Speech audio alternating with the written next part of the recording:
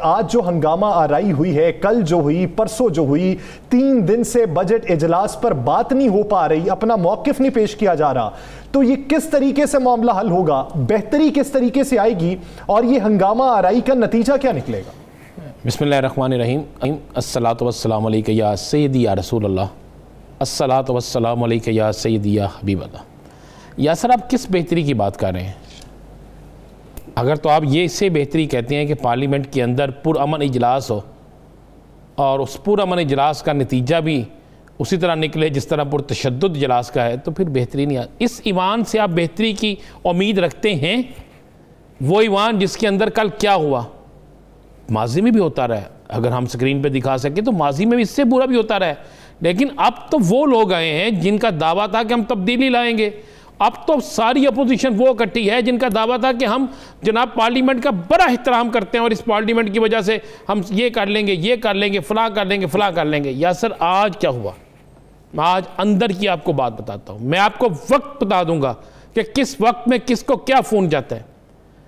कल के पूरे इवेंट के बाद, कल जो दंगा मुश्ती हुई, जो हुआ, इस पर जहाँ पर कुछ पार्लियामेंटेरियन इसमें बाकायदा हिस्सेदार थे, तो वहाँ पे बहुत से पार्लियामेंटेरियन ऐसे भी थे जिन्हें अफसोस था, जो अफसोस कर रहे थे कि सारे इसमें मुलव्वस नहीं थे, सारे इसमें शामिल नहीं थे, और अफसोस इसलिए कर रहे थे कि उन्हें इल्म था कि अपने हलकों में जाकर, अपनी फैमिलीज़ में जाकर, टॉक शोज़ में जाकर हम क्या सामना करेंगे, किसको मुँह दिखाएंगे कि आपको मुंतखब करके इसलिए भेजा गया। अब ये फैसला हो रहा था कि जनाब इजलास को पुरअमन तरीके से चलाए जाए। वज़ीर आज़म ने भी ये कह दिया और उन्होंने एक्शन लेने का भी इशारा कर दिया, स्पीकर ने एक्शन भी ले लिया। गो उसमें बहुत सी बातें आ रही हैं कि कुछ को छोड़ दिया, कुछ को रख लिया, वो खुद देखेंगे, फुटेज आएगी सामने उसमें। आज जब ये सारा कुछ होता है, कल के वाक़े पे खुश कौन था मैं ये पहले बता दूं। खुश थी कल के वाक़े पे मरियम और मौलाना फजलुर रहमान। और मैं आपको ये बिल्कुल मुसद्दक़ा इतला दे रहा हूँ कि जनाब दियारे गैर से बाकायदा फ़ोन आता है और शाबाश दी जाती है कुछ लोगों को, और ये कहा जाता है कि तुन के रखो। राणा साहब, आप इशारा वो फरूख हबीब साहब वाली स्टेटमेंट की तरफ कर रहे हैं? मैं फरूख हबीब की बात नहीं कर रहा जी, वो तो सरकारी हैं, वो कर सकते हैं। मैं आपको ये मुसद्दक़ा इतला दे रहा हूँ। कहेंगे तो आपको टाइमिंग भी बता दूंगा, कहेंगे तो मैं आपको नंबर भी बता दूंगा, क्योंकि जिसको फ़ोन आया उसने खुद मुझसे ये बात शेयर की है, उसने खुद मुझे कहा है। उसने हिदायत दी गई कि ऑपोजिशन लीडर की तकरीर नहीं सुनी। मैं आपको आगे आता हूँ, ये इसके बाद कल वाले पहले में उसके बाद क्या होता है जनाब। आज जैसे ही बिलावल भुट्टो, ये किसी ने आपको बात नहीं बताई, किसी टॉक शो में नहीं हुई होगी, ना फरूख हबीब साहब को पता होगी। जैसे बिलावल भुट्टो और मियाँ साहब का आपस में मुलाकात होती है, एक तवील मीटिंग होती है। उस मीटिंग के बाद जैसे मियाँ साहब और बिलावल साहब बाहर निकलते हैं, तो फौरी तौर पर एक फ़ोन जाता है। वो फ़ोन उस शख्स को जाता है जिसको कहा जाता है कि वो आगे बात को पहुँचाता है मियाँ साहब के हलके के अंदर। उस MNA को फ़ोन जाता है, उस MNA का तल्लक जो है पंजाब से ही है, सही, चले मैं बता देता हूँ, उसका तल्लक है भी पोटोहार से।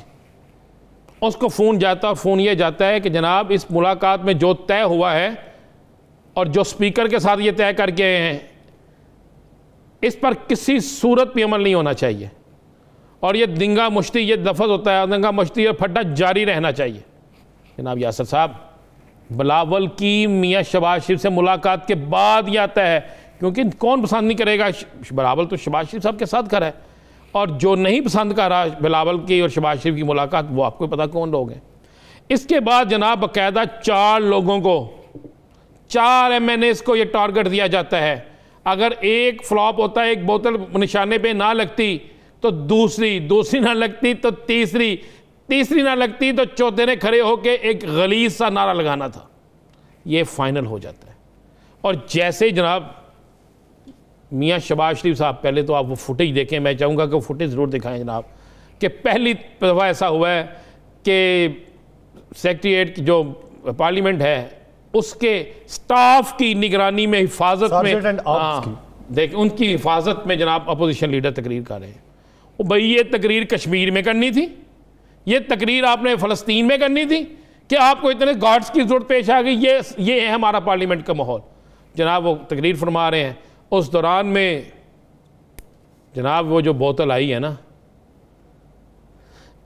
असम्बली के कैमरे भी आपको दिखा देंगे, लेकिन मैं आपको बता दूं पोटोहार से ही आई है। MNA भी वहीं के हैं, बड़ा गहरा रिश्ता तल्लक है किसी के साथ उनका, वहाँ से आई। और जैसे ही ये हंगामा राई हुई उसके बाद शोर मचने के बाद जैसे ही इजलास मुलतवी होता है तो जनाब फिर बाकायदा शाबाश दी जाती है। शाबाश देने के बाद इस्लामाबाद के एक सेक्टर में कुछ लोग इकट्ठे होते हैं और टेलीफोन की आवाज़ ऑन करके स्पीकर खोल के जनाब शाबाश ली जाती है। ये मैं आपको ये मुसद्दका आपको दे रहा हूँ इतला। तो ये तो हुआ है। आज तो ईंट कहीं और से नहीं बजी, पत्थर कहीं और से नहीं आया, अपने ही घर से आया है। आज मियाँ शहबाज शरीफ साहब की तकरीर पे ये कोई PTI ने नहीं किया, ये कोई किसी और जमात ने नहीं किया, ये उनके अंदर से किया। तो ये तो फिर मियाँ साहब को सोचना चाहिए और बिलावल भुट्टो को भी सोचना चाहिए। अपोजिशन लीडर कौन है? शहबाज शरीफ। अगर शहबाज शरीफ की जमात के अंदर से कोई शख्स उस वक़्त बोतल मारता है जिस वक्त शहबाज शरीफ साहब तकरीर फरमा रहे हैं और वो तय करके आते हैं कि कोई कुछ नहीं करेगा, तो इसका मतलब है कि मियाँ साहब आपके ख़िलाफ़ बगावत के लिए कुछ लोगों को तैयार किया गया है।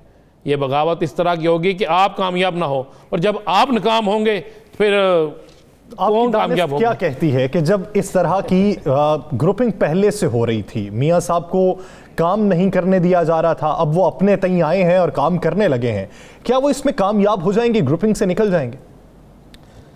देखिए, मैंने आपसे पहले भी कहा था मियाँ साहब किसी सूरत से ग्रुपिंग से नहीं निकल सकेंगे।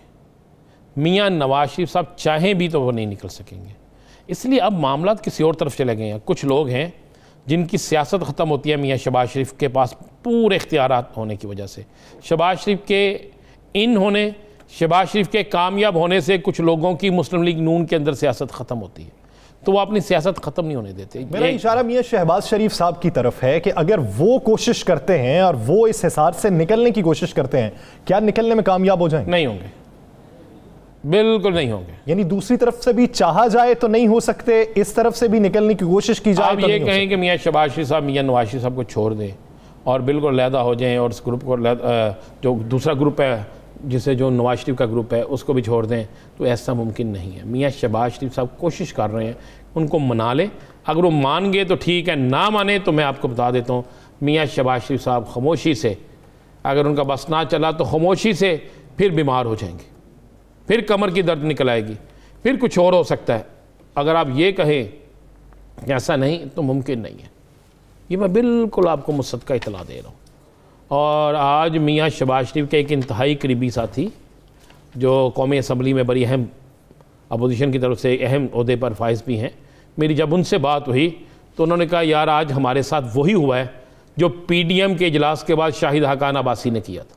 ये मैं आपको कह, उसने कहा आज भी हमारे साथ वही हुआ है, उस वक्त भी हमारा ही मसाइल हमें आके लगा और आज भी हमारा ही मसाइल हमें लगा। ये अनगाइडेड मिसाइल है कौन? मैंने आपको बता दिया है, तल्लक उसका पिंडी डिवीज़न से है। मैं बिल्कुल आपको मुसद्दका इतला दे रहा हूं। ये किसी के लिए अनगाइडेड हो सकता है लेकिन वो बाकायदा तौर पे प्लांटेड गाइडेड मिसाइल है। प्लांटेड मुझे एक बात बताए हैं भाई, किसी ने वैसे ही करना है, वो खड़ा होकर नारा लगा देगा वज़ीर आज़म के खिलाफ, वो खड़ा होकर नारा लगा देगा वज़ीर खजाना के खिलाफ, वो खड़ा होकर नारा लगा देगा किसी और के खिलाफ। बाकायदा एक बोतल पकड़ना, बोतल पकड़ के फेंकना, चाहे वो सैनिटाइजर की बोतल है, और जाके किसी को लगना और उसके बाद एकदम काँप देगा, कहका पे बजना और खामोशी हो जानी। भाई अपोजिशन का जो शख्स सरेआम ये काम करता है फिर वो सामने आता है नंबर बनाने के लिए, और जो खुफिया तौर पर छुप के करता है वो किसी की हदायत पे करता है, और किसकी हदायत पे करता आप समझ सकते हैं। सही।